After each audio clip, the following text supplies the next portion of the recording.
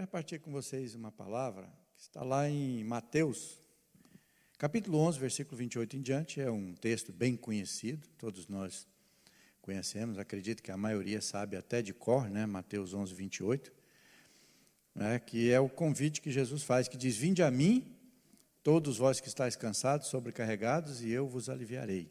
Tomai sobre vós o meu jugo e aprendei de mim, porque sou manso, humilde de coração, e achareis descanso para vossas almas. Um texto muito interessante, muito legal, muito bom. E eu quero repartir com vocês essa palavra, que nós podemos até chamar de livrando-se da sobrecarga, ou se livrando da sobrecarga, porque é o que Jesus está falando aqui, Está sobrecarregado, você que está sobrecarregado. Quanto se sente aqui sobrecarregado ultimamente? A maioria, E realmente, a sobrecarga, ela incomoda, Ela incomoda mesmo. A sobrecarga, na verdade, se Jesus está nos convidando para nos livrar dessa sobrecarga, é porque ela não é boa, porque não presta. E realmente é isso, porque nós já temos naturalmente o quê? Uma carga. Naturalmente nós já temos uma carga natural da vida, do trabalho, de tudo que nós fazemos, já existe uma carga natural. Mas, além dessa carga natural, vem a sobrecarga. E a sobrecarga ela é perigosa, porque alguns, eles não conseguem muito lidar com sobrecarga. Você pega um carro, por exemplo, e ele tem a capacidade limite de uma carga. Se você coloca mais do que o limite, ele já está sobrecarregado. Aí começam os perigos, perigo de quebrar, perigo do pneu, perigo, e assim vai. Então, a sobrecarga não é bom de jeito nenhum. Tem pessoas que não sabem lidar com algumas coisas a mais do normal que já tem. E aí começa a ficar meio maluco, meio doidão, meio estressado. Começa a maltratar, dar má resposta, porque não consegue lidar com 2, 3 coisas ao mesmo tempo. E isso é o quê? É sobrecarga. Então, tudo aquilo que é a mais, tudo aquilo que está passando, não é bom. Tem alguma coisa errada. E esse convite que Jesus faz é justamente para isso. Ele fala aqui: vinde a mim, você que está cansado e sobrecarregado, e eu vos aliviarei. Tomai sobre vós o meu jugo e aprendei de mim. Então, essa palavra jugo é interessante, eu quero explicar aqui antes de continuar, que quando Jesus fala: tomai sobre vós o meu jugo e aprendei de mim, aí muitas pessoas dizem: mas o que é esse jugo, Então, nós precisamos entender, quando Jesus estava falando sobre isso, ele estava dando um exemplo sobre o jugo, que é o mesmo que uma canga, que era usada antigamente nos bois, para carregar, para puxar o carro. Então, os carros de boi, como era muito pesado e carregava muita carga, normalmente usava uma chamada pareia, ou seja, 2 bois. E era colocado sobre o pescoço deles o jugo, ou a canga, que um ajudava o outro, um puxava o outro. E, normalmente, pela tradição e sabedoria dos mais antigos, aquele boi que era já acostumado, quando eles precisavam aumentar a sua frota ali de bois para carregar, eles pegavam o boi mais novo, colocavam junto com um boi mais antigo, porque ele aprendia com ele, debaixo daquele jugo, debaixo daquela canga, ele aprendia. Então, às vezes, ele queria ir para um lado ou para o outro, mas aquele boi que já era acostumado, que sabia como lidar, ele carregava a maior parte, ele fazia a maior força, e o outro ia aprendendo com ele como fazer o trabalho. Então, era assim. Então, Jesus, quando cita isso, ele está falando, está dando um exemplo que o povo conhecia. Por isso que eu estou explicando aqui, que a maioria aqui acho que nem sabe o que era isso, o que é canga, o que é jugo. A não ser os mais antigos aqui, os dinossauros, pastor? E tem um bocado de dinossauro aqui nas cabecinhas brancas por aí, Laura? Agora, se você não sabia, você já sabe o que é um jugo, o que é uma canga, Então, Jesus está dizendo assim: tomai sobre vós o meu jugo, ou seja, entra aqui debaixo comigo, aqui na minha canga, no meu jugo, e você vai aprender comigo. Você vai aprender comigo. Se você estiver sendo colocado debaixo de um jugo de alguém que vai te explorar, que não vai te ensinar, você é que vai carregar a carga, você é que vai fazer a força sozinho. E Jesus está dizendo: olha, eu não sou assim. Se você entrar aqui comigo, se você se colocar aqui junto comigo, você vai aprender, aí você vai ser aliviado. E algo muito interessante também que Jesus fala aqui nesse versículo, Ele diz, vos aliviarei. E ele diz: e aprendei de mim, porque sou manso e humilde de coração, e acharei descanso para vossas almas. Interessante que quando a gente lê o texto, nós entendemos o quê? Que ele está falando aqui sobre esse cansaço, esse estresse do corpo, mas ele está falando que você também vai achar descanso para a sua alma. E aí nós precisamos entender por que ele fala isso. Porque quando alguém está sobrecarregado, está cansado, está estressado, ele realmente começa a ter feridas na alma. Daqui a pouco ele já não está só com o corpo cansado, a mente cansada. Já começa a maltratar as pessoas, já não consegue mais viver em paz, já não tem ânimo para ler, já não tem ânimo para orar, já não tem ânimo para ir para a igreja, para ir para o grupo. Isso não é só um cansaço no corpo, isso já é uma ferida na alma, já é um cansaço na alma. Por isso Jesus está dizendo assim, olha, você precisa passar por um processo aqui, eu vou te ajudar, você vai se aliviar, e aí você vai ver que até a sua alma vai ser curada. Até a sua alma vai ser curada. Nós precisamos dessa cura na nossa alma, senão nós vamos viver todo o tempo estressado, brigando com os outros, né? Às vezes nós estamos assim, como diz o povo aí, com o estupim curto, a pilha está carregada, quando a pessoa olha, basta a pessoa olhar, a gente já diz, o que foi? Está olhando o quê? Às vezes a pessoa é até zarou e está olhando para o outro lado, você acha que está olhando para você? Então nós precisamos nos livrar da sobrecarga. A sobrecarga ela é perigosa, ela nos traz problemas terríveis, né? E causa inimizade, principalmente dentro de casa.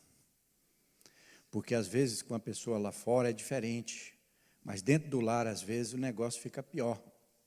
Fica pior.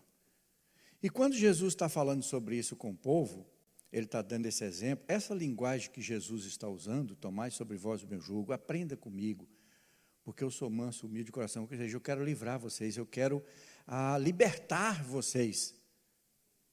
Isso é interessante, porque quando Jesus está falando sobre isso, ele está usando uma linguagem que o povo entendia muito bem. O povo sabia do que ele estava falando.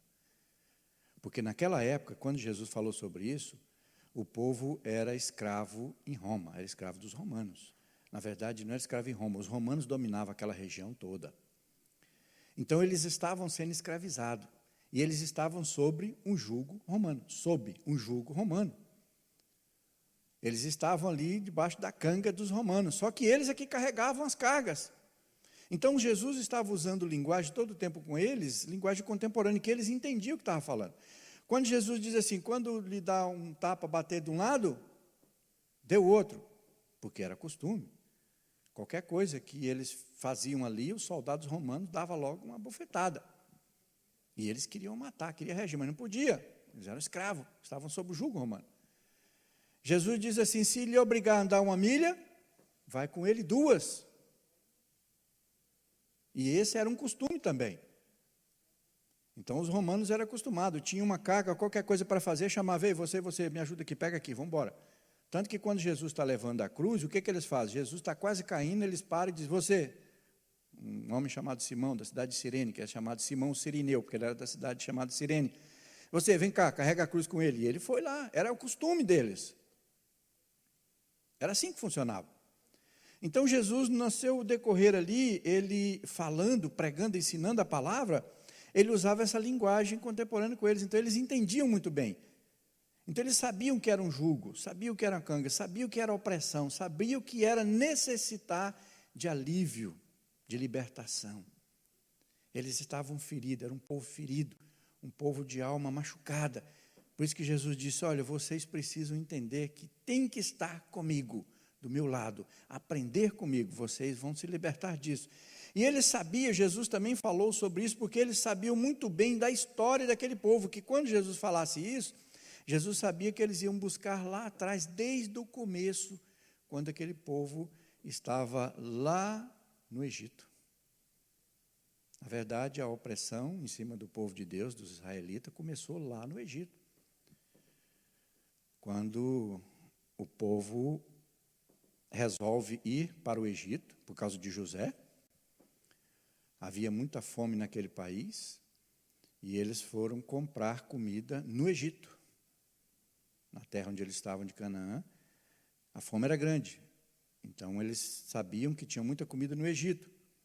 E por que tinha muita comida no Egito? Porque José, né, vocês conhecem a história de José, foi para lá, vendido pelos seus irmãos, e Deus o levantou como governador daquela região, e ele conseguiu guardar comida suficiente para os 7 anos de fome que ia haver. Uma história. E quando o povo vai para lá comprar comida, José encontra eles. E aí tem toda aquela história que eles enrolar, no final José se revela a eles e acaba levando eles para lá. Cerca de 70 pessoas descem da família de Jacó, que o nome passa a ser Israel, por isso que o nome daquele território até hoje é Israel, porque era o povo de Israel, a família de Israel, então passou aquela terra chamada Terra de Israel. E aí, quando eles vão para lá, que José se revela, José resolve ajudar eles, leva todo mundo para lá e eles ficam lá. A fome ia durar 7 anos, então eles começam a trabalhar com gado, começam a cuidar, principalmente do rebanho do faraó, começam a cuidar, e aquele povo, ou seja, de mão de obra barata, de um lugar muito bom, daí a pouco foi passando a dificuldade e acabou virando, né, mão de obra escrava no futuro. Cerca de 430 anos eles ficaram ali no Egito, e eram já escravos, eram oprimidos, já estavam debaixo do jugo do Egito, dos egípcios, do faraó. E aí acontece algo muito interessante, Deus levanta Moisés para libertar o povo, para livrar o povo. E Moisés começa a negociar com o faraó, isso está lá em Êxodo capítulo 5. E eu quero até ler um texto aqui para vocês que está lá em Êxodo capítulo 5, né? Versículos 6 a 9, deixa eu ler aqui para vocês entenderem. Olha o que aconteceu. Naquele mesmo, ou seja, só voltando aqui. Então Moisés começa a negociar com o faraó a libertação do povo. O povo não aguentava mais a escravidão, não aguentava mais o jugo. Eles tinham que se colocar embaixo de um outro jugo, vocês tinham que aprender com alguém, tinham que mudar aquela escravidão, tinham que achar descanso. Aí Moisés começa a negociar com o faraó, e o faraó, não, de jeito nenhum não vai. E Moisés disse, o povo vai, e o faraó disse, não vai. E começa a negociação, e chega uma hora que Faraó tenta dar um basta nessa negociação. Olha o que acontece, né? No capítulo 5, do versículo 6 em diante, diz, naquele mesmo dia, pois deu ordem, Faraó, ao superintendente do povo e aos seus capatazes, dizendo, olha o que ele fala, daqui em diante não tornareis a dar palha ao povo para fazer tijolos como antes, eles mesmos que vão e ajuntem para si a palha. E exigirei deles a mesma cota de tijolo que antes faziam. Nada se diminuireis dela. Estão ociosos. E por isso clamam, vamos e sacrificamos ao nosso Deus. Agrave-se o serviço sobre esses homens, para que neles se apliquem e não deem ouvido a palavras mentirosas. Olha o que o faraó está fazendo aqui? A mesma coisa que os romanos estavam fazendo. Agrave-se o trabalho. Coloque peso sobre esse povo. Moisés tenta negociar com o faraó, diz, o povo precisa adorar a Deus, tenta sair do deserto, tenta sair do Egito, rumo ao deserto. E o faraó disse, não. E aí chega nesse momento aqui, o que o faraó faz? Esse povo está ocioso, por isso que eles falam que quer ir adorar a Deus. Aumente o serviço sobre eles. E eles recebiam palha, que eles misturavam palha no barro, para dar mais volume, para fazer os tijolos, para construir as grandes construções. Né? Digam até os historiadores que parte de algumas pirâmides foram construídas naquela época, onde que o povo de Deus estava sendo escravos ali. Alguma daquelas pirâmides lá, não se tem certo qual. Mas eles fizeram parte daquilo ali, daquelas construções grandiosas do Egito. E o faraó diz, esse povo está ocioso, eles não têm o que fazer, por isso que querem adorar a Deus. Então aumenta o serviço. Aumenta o serviço. E o que é isso? Até hoje, a mesma coisa está acontecendo. Quando Jesus chegou, o povo era escravizado ali, e o diabo, a mesma coisa, o inimigo tentando colocar sobrecarga, aumentando o serviço sobre o povo, para eles não terem tempo para nada. E o pior da sobrecarga é que ela só aumenta o serviço, não aumenta o ganho. Só aumenta o cansaço, só aumenta a fadiga, só aumenta os problemas. Não aumenta o ganho, não ajuda nada. É o que o faraó diz, aumenta o serviço sobre eles e tira a palha. Ou seja, foi pior, agora é que eles vão sofrer mesmo.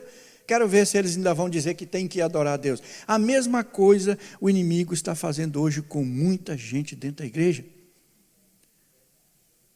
Quando a pessoa diz assim, não, eu quero ir lá para o grupo, quero ir para a cela. O diabo diz, esse aí não está fazendo nada, aumenta o serviço sobre ele. Quer ver se ele vai para a cela, quer ver se ele vai para o grupo.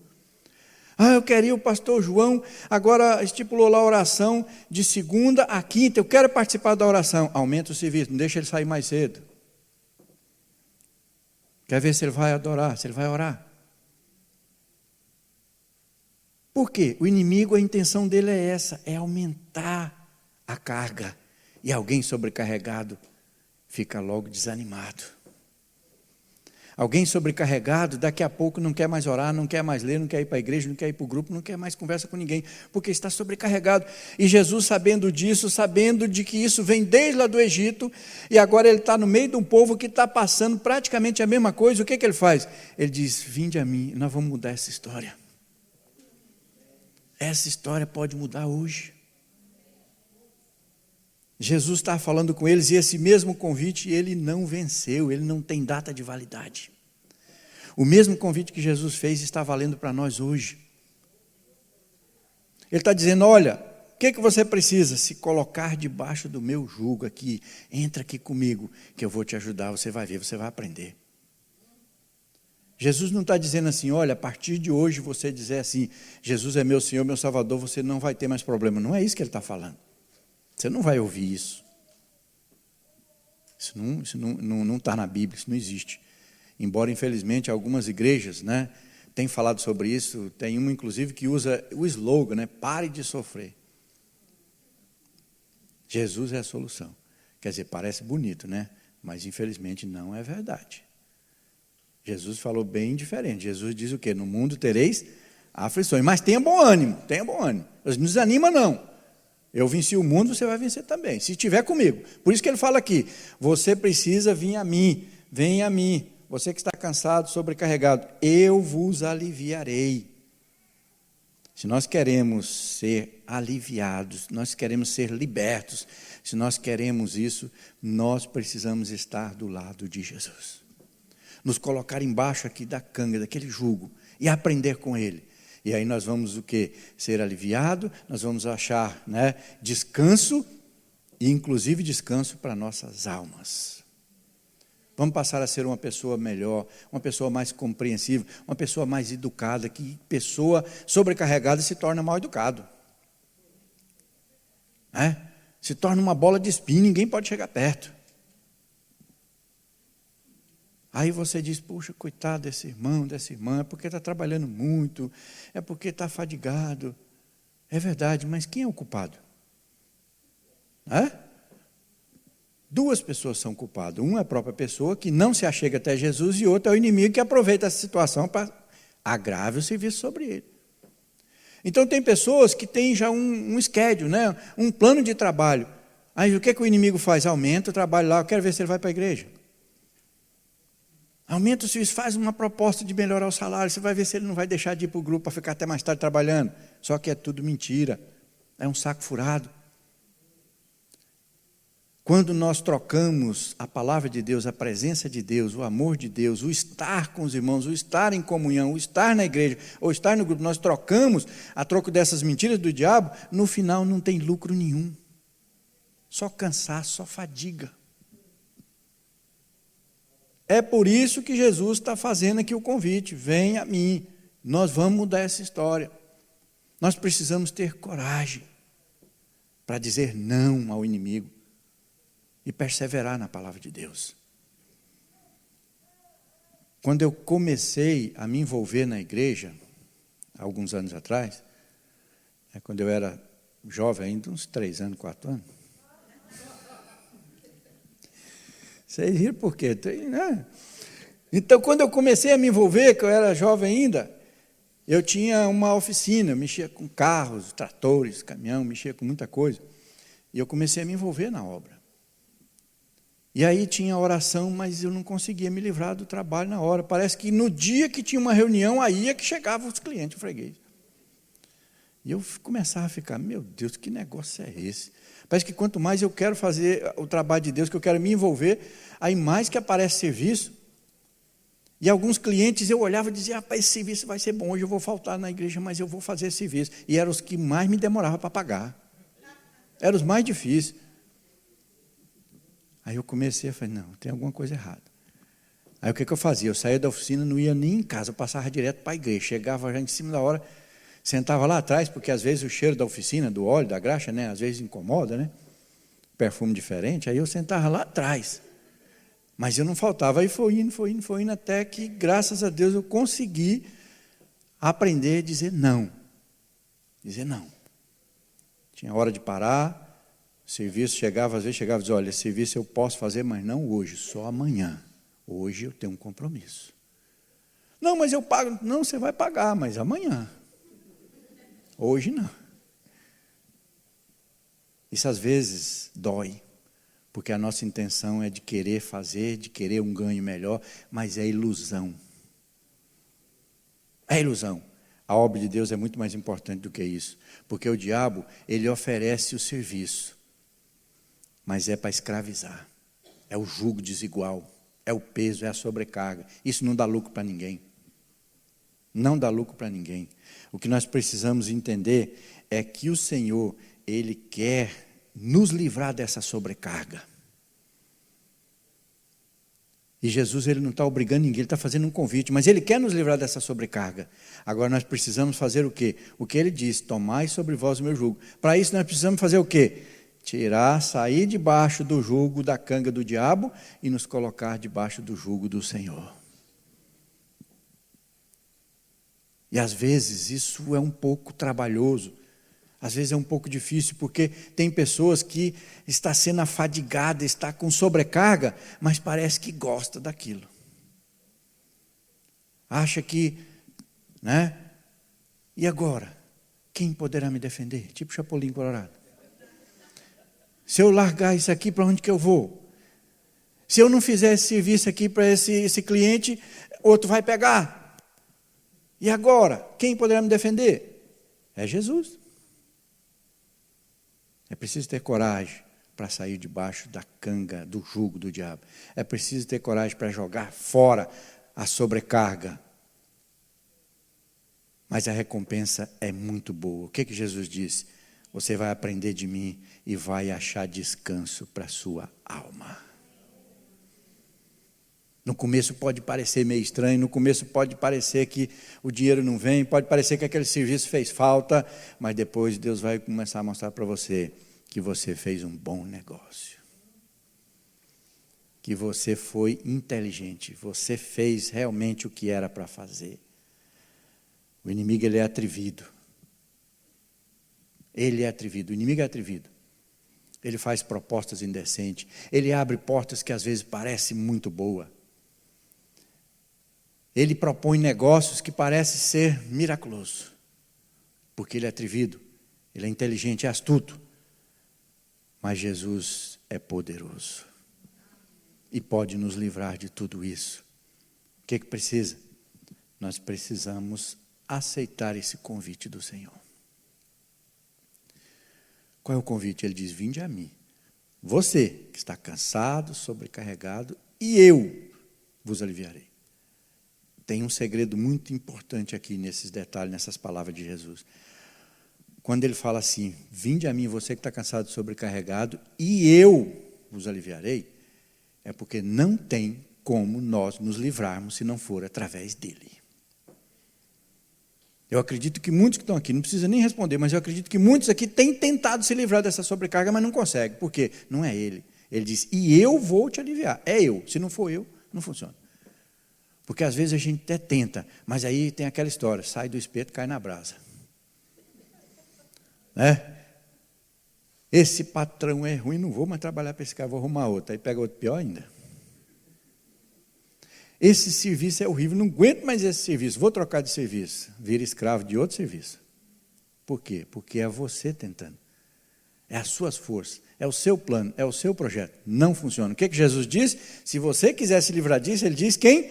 Eu vos aliviarei. Ele que vai aliviar. É igual a questão que nós aprendemos semana passada com o pastor João, né, dos dízimos e das ofertas. Trazer os dízimos. Por que trazer os dízimos? Para que haja mantimento na casa. A obra de Deus precisa se manter. E vai manter o quê? Através dos dízimos. Né?